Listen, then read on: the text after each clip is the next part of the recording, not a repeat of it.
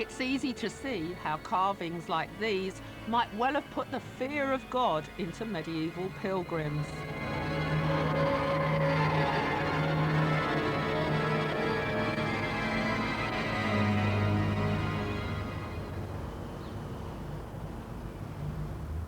Whenever I visit one of our cathedrals, my biggest regret is that I can't see the building as it was originally intended. At one time, the whole of the magnificent west front at Wells would have been painted in vivid colours, like some gigantic theatrical backdrop to the sounds of the services and processions taking place below.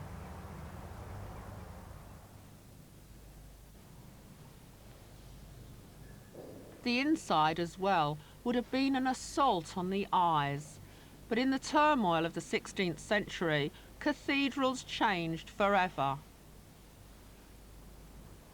The great tragedy for all our cathedrals was the Reformation and the Civil War, when the medieval version of heaven portrayed in these buildings was lost forever.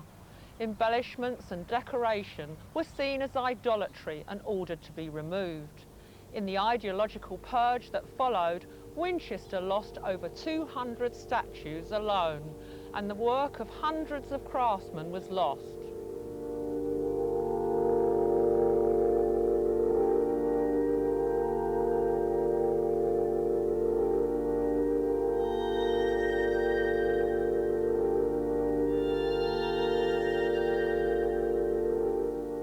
As well as losing so many statues, the huge west window at Winchester was also smashed to pieces. But the local people collected up the fragments of glass and made a valiant attempt to reconstruct it.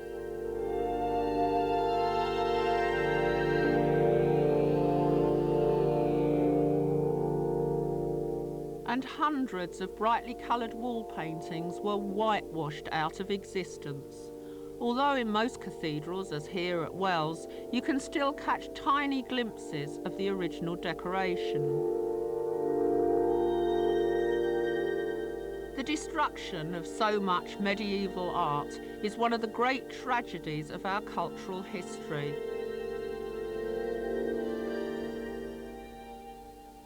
And the buildings themselves suffered just as much from general neglect and lack of interest in them. During the Civil War, they were used to garrison soldiers or stable horses. Some of them were even turned into prisons.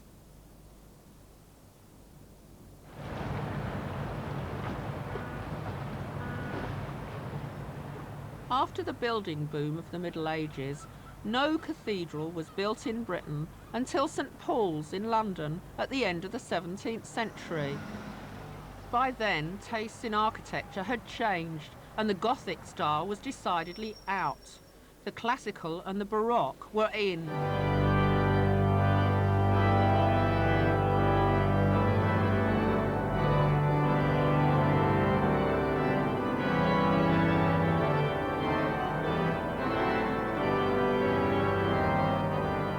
At the end of the 17th century, the Protestant faith had established itself in Britain, and the new cathedral would be the first ever built specifically for the Protestant Anglican Church.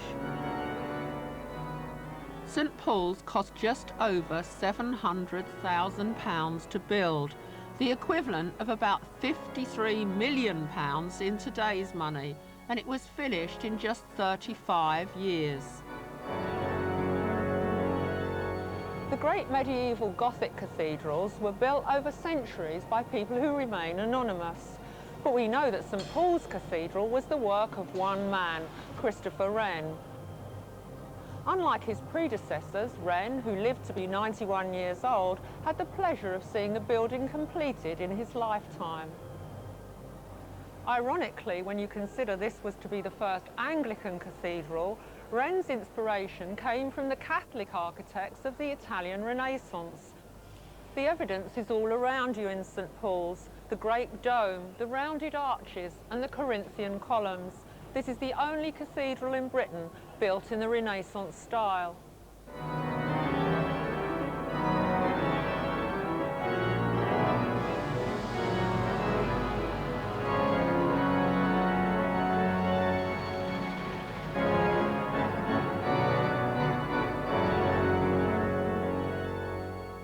surprisingly, St Paul's is a must-see tourist attraction for visitors to London.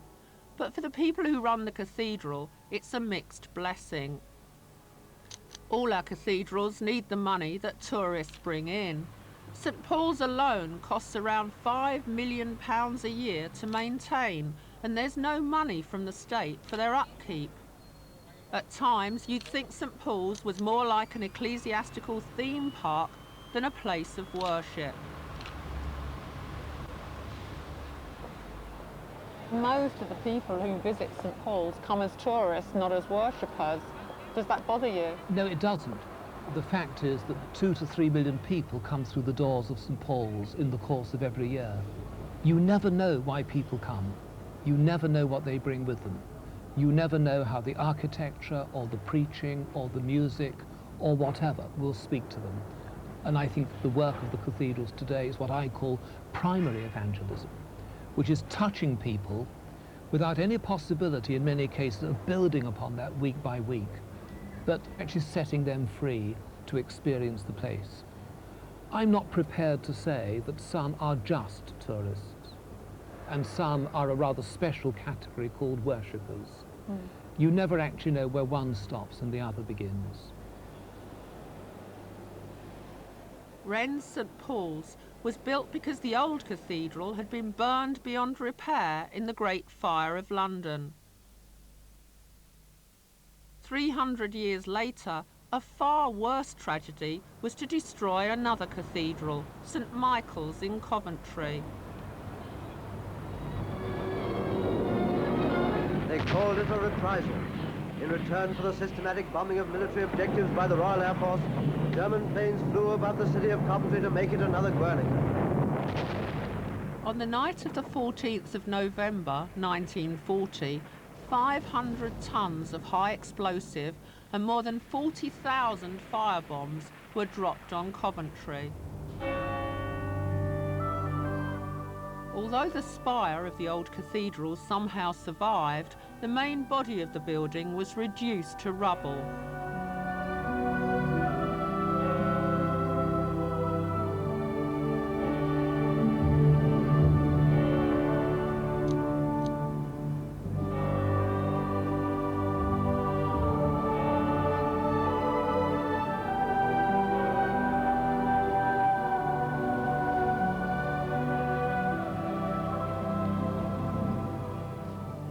Not long after the bombing, the cathedral stonemason built an altar at the east end of the ruined shell, and a cross made from 2 charred beams from the old cathedral's roof was placed on it.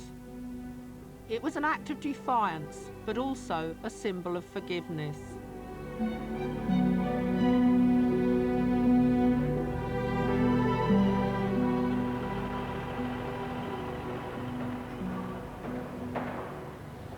The decision to build a new cathedral was taken immediately after the bombing, but it wasn't until the 1950s that a competition was held to find an architect.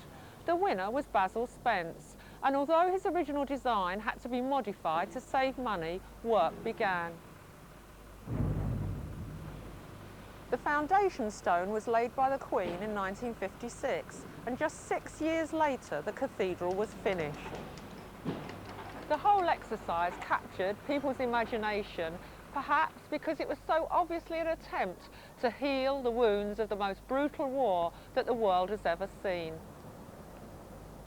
The old ruins and the new cathedral are deliberately linked in Basil Spence's design by a high canopied forecourt.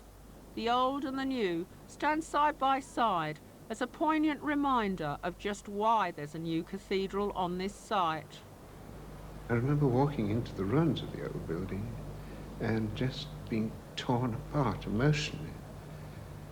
I felt that this was such an eloquent symbol of the suffering, and that this building, though it was a ruin, was still a cathedral, and it had no beautiful roof. It had the skies as a vault, and radiating from the walls, I felt very strongly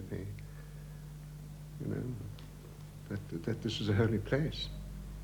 It's true to say it's one of the most moving years of my life. And then the designs, which were meant for technical people, were published in the press. And next morning, the postman came. I mean, there were hundreds of letters, hundreds. And you know, 80% of those letters were rude. And the remaining 20%, very rude. Oh, there was terrible criticism, terrible criticism. And there's criticism all the way through. With mathematical precision, the helicopter delivered the 1.5-ton spar to a pinpoint position just above the base plate. Soon the ground crews were hauling it down by the control ropes to secure it by steel anchor bolts to the roof. This is a cathedral built with steel and reinforced concrete. I'm sure the men who spent centuries building the earliest cathedrals would have appreciated the use of a helicopter to save them a lot of time and effort. The whole operation only took 8 minutes.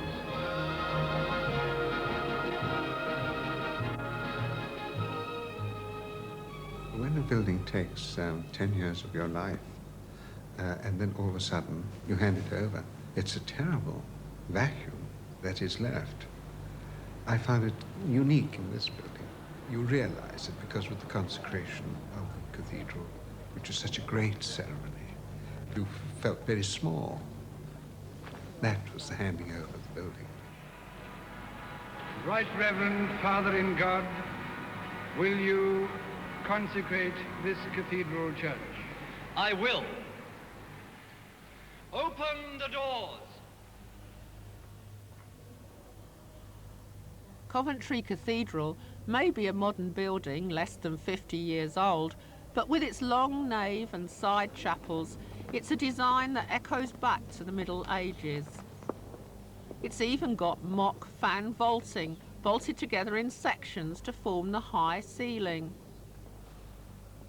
And just as medieval man wanted the best for God, so in the 20th century, the great and the good of the British art world were commissioned to make works for this new cathedral. Jacob Epstein produced the bronze of St. Michael and the Devil.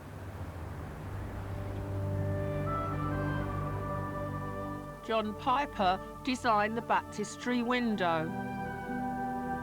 And the huge tapestry of Christ in Majesty was made from a design by the painter Graham Sutherland. Images like these would have been familiar 1,000 years ago, but Coventry has something that no medieval cathedral ever had: a head of Jesus made from the twisted metal of a crashed car.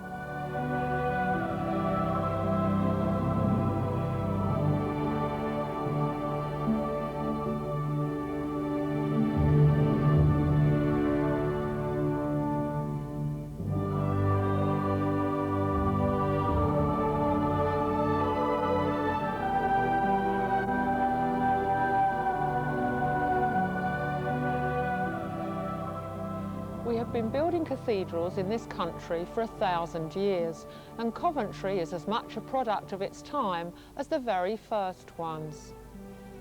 Despite the tragedies of history, the people who built the British cathedrals have left us with some of the greatest works of art and architecture that the world has ever seen.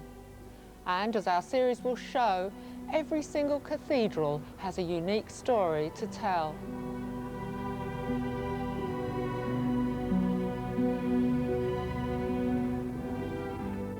Next week, my cathedral call takes me to the longest medieval church in the world, Winchester Cathedral.